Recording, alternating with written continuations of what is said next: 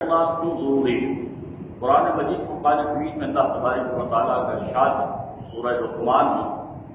اللہ تبارک و تعالیٰ ارشاد فرماتا ہے واتبع سبیل من اناب الی، اللہ تبارک و تعالیٰ ارشاد فرماتا ہے اس کی اتباع کرو، اس کے نقش قدم پر چلو جو تمہیں اللہ تبارک و تعالیٰ تک پہنچا دو۔ اب ظاہر ہے کہ اللہ تبارک و تعالیٰ تک پہنچانے والا جو شخص ہوگا اسے پیر کامل کہتے ہیں، مرشد کامل کہتے ہیں، اور اس سے بیعت ہونا بیعت توبہ ہے اور بیعت استقامت ہے، اپنے گناہوں سے معافی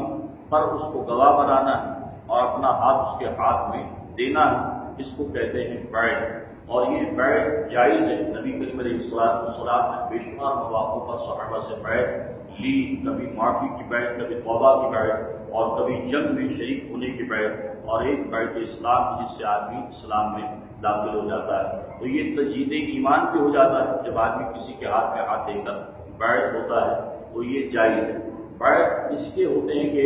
چونکہ ہم تو اتنے طاقتور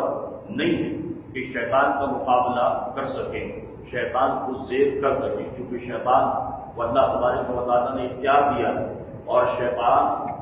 مسلمانوں کا، اہل ایمان کا بڑا دشمن۔ اللہ تبارک و تعالیٰ نے قرآن میں ارشاد فرمایا کہ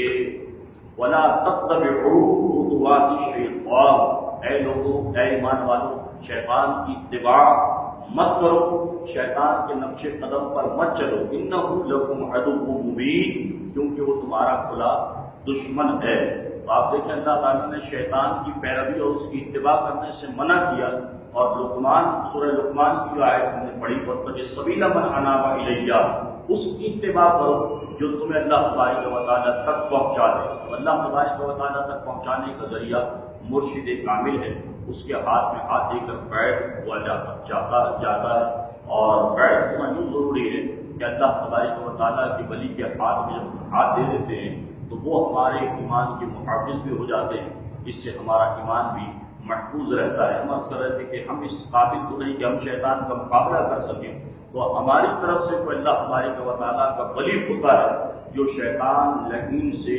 ہمیں بچا دیتا ہے، اس کے فریب سے اور اس کے دھوکوں سے اور اس کے نقصانات سے اور خسران سے ہمیں محفوظ رکھتا ہے۔ اس لیے بیعت ہونا جائز ہے، اور اللہ تبارک و تعالیٰ کے نیک بندوں سے بیعت ہونا چاہیے۔